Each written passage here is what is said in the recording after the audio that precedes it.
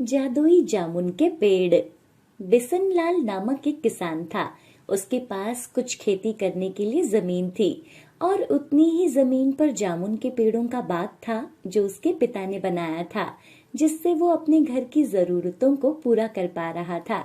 उसके घर में उसकी बीवी और दो बेटे थे। बड़े बेटे का नाम मदन और छोटे बेटे का नाम रमेश था। जहाँ रमेश बहुत मेहनती और ईमानदार था, वहीं दूसरी तरफ मदन बहुत चालाक और आलसी था। बिसनलाल की तबीयत ज्यादातर खराब रहती थी, इसलिए वो अपने बड़े बेटे की शादी कर देता है। एक दिन बिसनलाल की तबीयत इतनी खराब हो गई कि उसकी मृत्यु हो जाती है। बिसनलाल के मरने के बाद मदन की बीवी उससे बोलती है, सुनो जी, मेरे से अब और सेवा नहीं की जाती।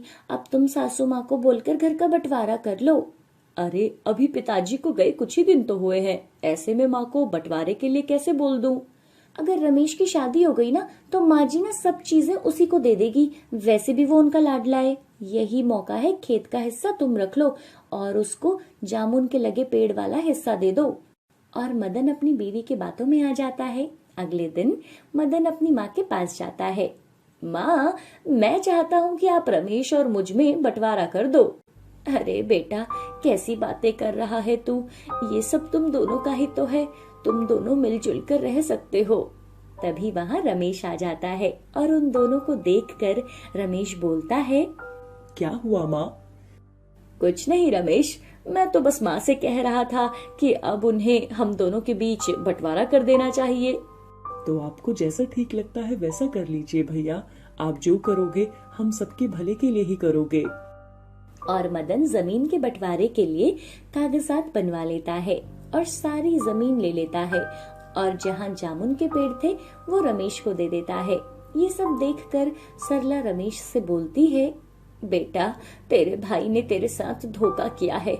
उसने तुम्हें जामुन वाली जमीन दे दी और खुद खेती करने के लिए बाकी खेत ले लिए।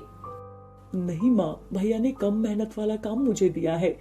देखो ना, मुझे तो जामुन के होते ही उन्हें उतार कर बाजार में बेचना है, पर उन्हें तो खेतों में रात दिन मेहनत करनी पड़ेगी। लेकिन रमेश मन ही मन में जानता था कि उसके भाई ने उसके साथ धोखा किया है। लेकिन जब जामुन खत्म हो जाएंगे तब तो क्या करेगा?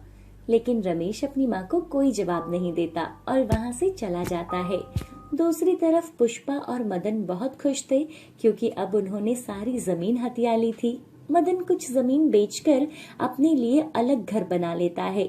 मदन कुछ जमीन बेचकर अपने लिए अलग घर बना लेता है जहाँ वो और उसकी बीवी रहते थे।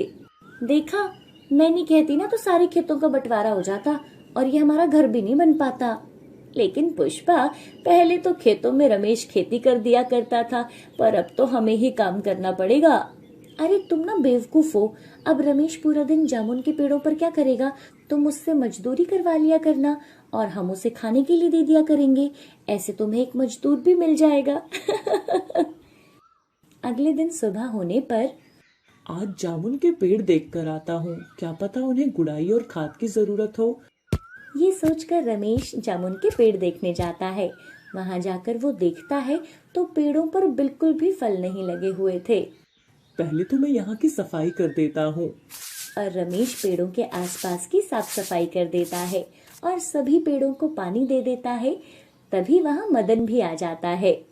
अरे रमेश, क्या कर रहे हो? कुछ नहीं भैया, बस थोड़ी साफ सफाई कर रहा था। अरे मैंने तो ये जमीन तुझे तेरी भलाई के लिए दी है। अब फल आने पर तो उन्हें बेचकर पैसा कमा सकता है और साथ ही मेरे साथ खेतों में काम भी करवा सकता है। हाँ भैया, क्यों नहीं, मैं आपके साथ खेतों में काम करवा दूंगा। और फिर से मदन एक चारपाई पर लेटकर आराम करने लगता है और रमेश को ही खेतों की जुताई करनी पड़ती है।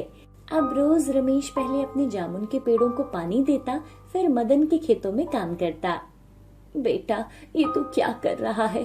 उसके खेतों में तू क्यों काम करने जाता है? माँ, अब मेरे पास तो कोई खेत है नहीं और जामुन के पेड़ों पर अभी तक कोई फल भी नहीं लगे हैं। दूसरी तरफ पुष्पा और मदन बहुत खुश थे कि उनकी सभी साजिशें सफल हो रही थी। कुछ दिनों के बाद खेतों में काम करने के बाद जब रमेश अपने जामुन के पेड़ों के पास जाता है तो वो वहां देखता है कि वहां एक चिड़िया गिरी पड़ी थी। वो उसे उठाता है। अरे, ये चिड़िया तो घायल लग रही है। तो रमेश उसे अपने साथ घर ले जाता है और उसके जख्मों पर दवाई लगाता है और उसे खाने के लिए गेहूं के दाने डालता है। अगली सुबह जब वो चिड़िया बिल्कुल ठीक हो जाती है तो रमेश उसे अपने जामुन के बगीचे में ले जाता है और वो उड़कर पेड़ पर चली जाती है और बहुत मीठे स्वर में चहचहाने लगती है। वाह, कितना अच्छा लग रहा है इसकी ये मधुर आवाज सुनकर। और रमेश काम करने के लिए खेतों में चला जाता है। खेतों का काम खत्म करके जब रमेश वापस अपने खेत में आता है, अरे ये क्या, इतने सारे जामुन! सुबह तक तो यहाँ एक भी जामुन नहीं था। शायद मैंने ही ध्यान नहीं दिया होगा। और रमेश एक कपड़ा बिछाता है और जामुन तोड़कर रखने लगता है। ये जामुन बाजार में बेच आता हूँ। और रमेश बाजार में जाकर सभी जामुन बेच देता है और घर के लिए खाने का सामान ले आता है। घर पहुंचकर वो सारी बात अपनी माँ को बताता है। बेटा, जिनका मन साफ होता है भगवान उसे कभी बेसहारा नहीं छोड़ता। और वो दोनों खाना खाकर सो जाते हैं। सुबह रमेश फिर से अपने जामुन के पेड़ों के पास आता है। अरे, कल ही तो जामुन तोड़े थे, आज फिर से जामुन से पेड़ भरे हुए हैं। तभी वो चिड़िया वहां आ जाती है और वो चिड़िया एक परी बन जाती है। तुम बहुत नेक दिल इंसान हो, इसलिए मैंने ये सभी जादुई पेड़ बना दिए हैं। अब इनके जामुन कभी खत्म नहीं होंगे। ऐसा बोलकर वो परी अदृश्य हो जाती है। रमेश बाजार जाकर एक ठेली किराए पर ले आता है और जामुन के पेड़ पर चढ़कर सारे जामुन तोड़ने लगता है। जामुन से ठेली भरकर वो बाजार में जाता है और पूरा दिन जामुन बेचता है। और जब शाम को वो घर आता है तो मदन उससे बोलता है, अरे रमेश, तू आज काम नहीं करने आया खेत में, क्या हुआ? भैया, अब मैं आपके खेतों में काम नहीं करूंगा। मैं अब बाजार में जामुन बेचा करूंगा। अरे मैं तो तेरे भलाई के लिए बोल रहा हूँ। नहीं भैया, अगर आप मेरा भला चाहते तो आप मुझे अपने खेतों में मजदूरी न करवाते, बल्कि मुझे भी खेतों में हिस्सा देते। ऐसा बोलकर रमेश वहाँ से चला जाता है। अब रमेश रोज जादुई जामुन के पेड़ों से जामुन तोड़कर बाजार में बेचने के लिए जाने लगा। उसके जामुन बहुत आकर्षित और रसीले थे। एक दिन उसके पास एक व्यक्ति आता है। अरे भाई, ये जामुन तो बहुत अच्छे हैं, कहाँ से खरीद के लाते हो इन्हें? आप बताओ, आपको कितने जामुन चाहिए? मेरे खुद के जामुन के पेड़ हैं। अरे तो तुम ठेली पर ये जामुन क्यों बेच रहे हो? अगर तुम्हारे पास इतना जामुन है तो तुम सभी मुझे बेच दिया करो। आपको कितने किलो जामुन चाहिए? देखो भाई, मैं एक कंपनी में मैनेजर हूँ और हम फलों का रस निकाल कर बाजार में बेचते हैं, इसलिए हमें फल चाहिए होते हैं। तुम कल से मुझे जामुन बेच दिया करना। उसकी बात सुनकर वो बहुत खुश हो जाता है। अब रमेश रोज बहुत से जामुन तोड़कर उस कंपनी वाले को बेच देता था और जैसे ही वो जामुन तोड़ता वहाँ और जामुन लग जाया करते थे। कुछ ही समय में वो बहुत धनी बन जाता है और वो गांव के लोगों की मदद भी किया करता था। रमेश की सफलता को देखकर मदन को अपने किए पर अफसोस होता है कि काश वो अपने भाई के साथ यूं धोखा ना करता तो आज वो भी उसके साथ होता। सोने की जादुई 3 आँख वाली गाय। अरे भाई, मैं तो इन आवारा जानवरों से परेशान हो गया हूँ। जहाँ जाते हैं पूरा का पूरा खेत खाली कर देते हैं। मैंने अब सोच लिया है, रात को अपने खेत में करंट लगाकर सोया करूँगा, ताकि जब भी ये जानवर खेत में आए वही करंट से मर जाएं। क्या करंट? अरे नहीं भाई, हमें इन बेजुबान जानवरों के साथ ऐसा नहीं करना चाहिए। परेशान तो मैं भी बहुत हूँ, लेकिन ऐसे करंट से इन जानवरों को मारना सही नहीं है। तू कुछ और क्यों नहीं सोचता? ये कहानी रामपुर नामक एक सुंदर से गांव की है, जहाँ के अधिकतर लोग खेती करके अपने परिवार का पेट पालते थे। लेकिन वहाँ लोग आवारा जानवरों से बहुत परेशान थे, क्योंकि जानवर रात को खेतों में आते और पूरे के पूरे खेत को चट कर जाते थे, जिससे गांव के लोग बहुत परेशान थे।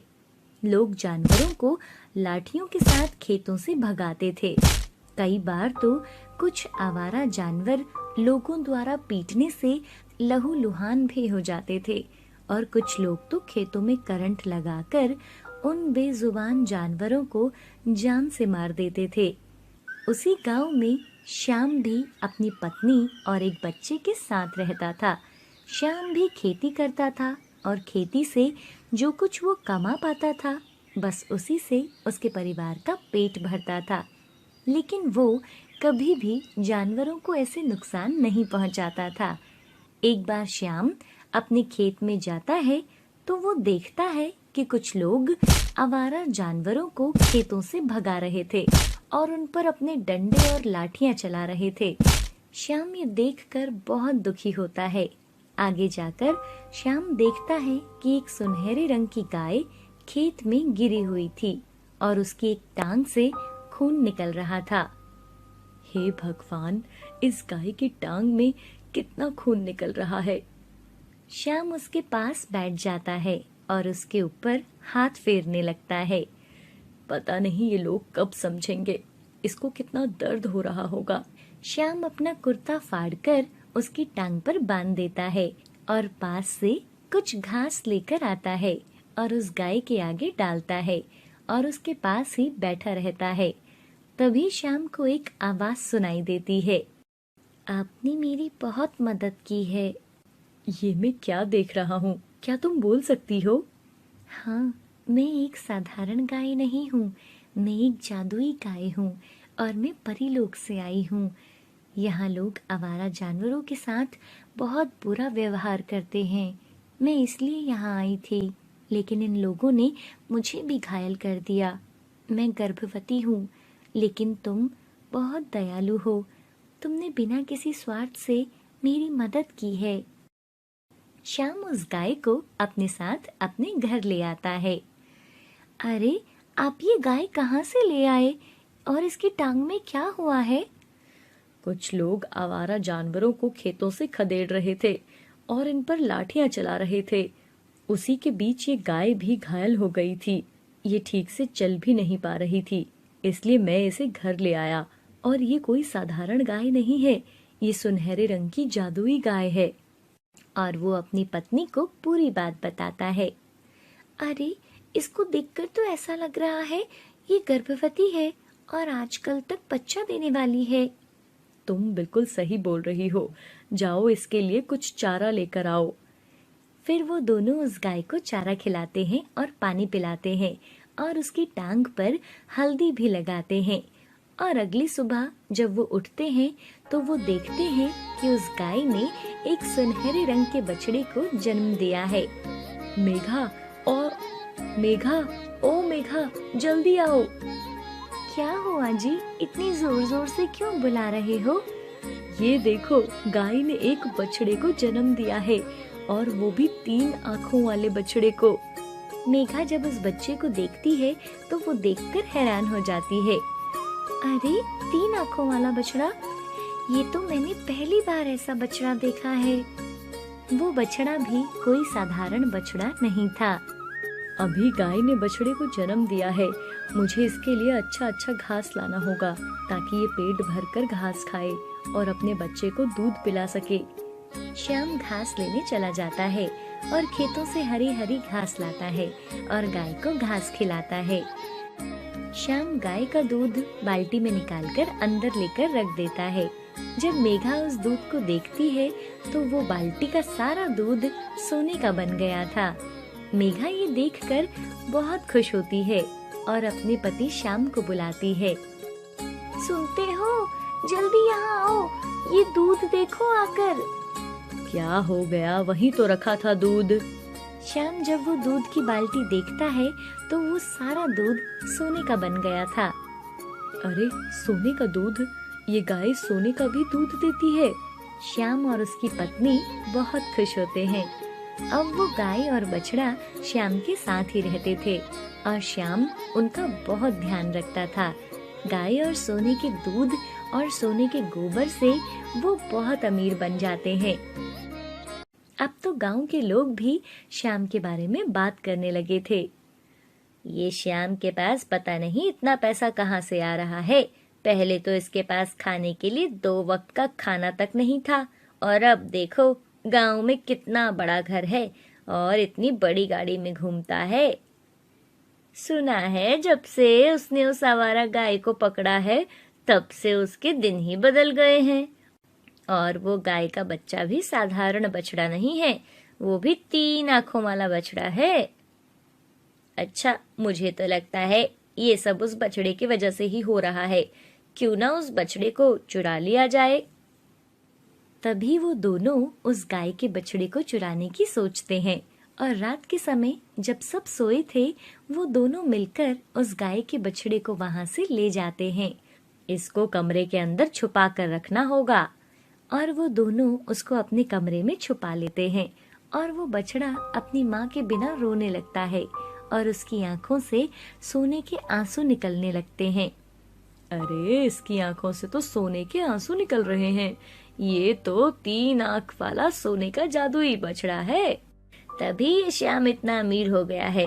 अब देखना हम भी अमीर हो जाएंगे इसके सोने के आंसुओं से। उन दोनों को उस रोते हुए बछड़े पर बिल्कुल भी दया नहीं आ रही थी। वो तो बस सोने के और ज्यादा आंसू चाहते थे ताकि वो उनको बेचकर अमीर हो जाएं। दूसरी तरफ वो गाय भी अपने बछड़े के बिना जोर जोर से चिल्ला रही थी। श्याम और मेघा को गाय की आवाज सुनाई देती है और वो उठकर देखते हैं कि गाय का बछड़ा वहाँ नहीं था, इसलिए गाय चिल्ला रही थी। गाय का बछड़ा कहाँ गया? गांव के 2 लोग मेरे बछड़े को ले गए। तुम मुझे खोलो, मैं तुम्हारे साथ चलती हूँ। फिर गाय श्याम के आगे आगे चलने लगती है और जहाँ उन्होंने बछड़े को बांधा था वहाँ आ जाती है और श्याम बछड़े को वहाँ से लाने लगता है। तभी वो दोनों आदमी वहाँ आ जाते हैं और श्याम को मारने लगते हैं। तभी वो गाय उन दोनों चोरों को टक्कर मारती है और अपने सींगों से मार मार कर वहाँ से उन्हें भगा देती है। फिर श्याम अपनी गाय और बछड़े को लेकर अपने घर आ जाता है और गाय से बोलता है, हे जादुई गाय, आप अपने बछड़े को लेकर अपने परी लोक वापस चले जाओ। मैं नहीं चाहता यहाँ के लालची लोग आपको कोई नुकसान पहुँचाएं। वैसे भी आपने हमारी बहुत मदद की है। अब हमारे पास सब कुछ है। अब हमें किसी चीज की जरूरत नहीं। आप अपने लोक में जाकर खुशी से रहो। तुम इस गांव में सबसे ईमानदार हो। मैं तुमसे बहुत खुश हूँ। तुम्हें जब भी हमारी जरूरत होगी हमें आवाज दे देना, हम तुम्हारी मदद के लिए चले आएंगे।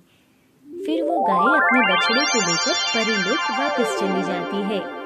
अब श्याम के पास बहुत पैसे थे जिससे वो गांव में एक गौशाला बनवाता है और गांव में आवारा घूमने वाली सभी गायों को पकड़कर वो अपनी गौशाला में रखता था और उनका ध्यान रखता था।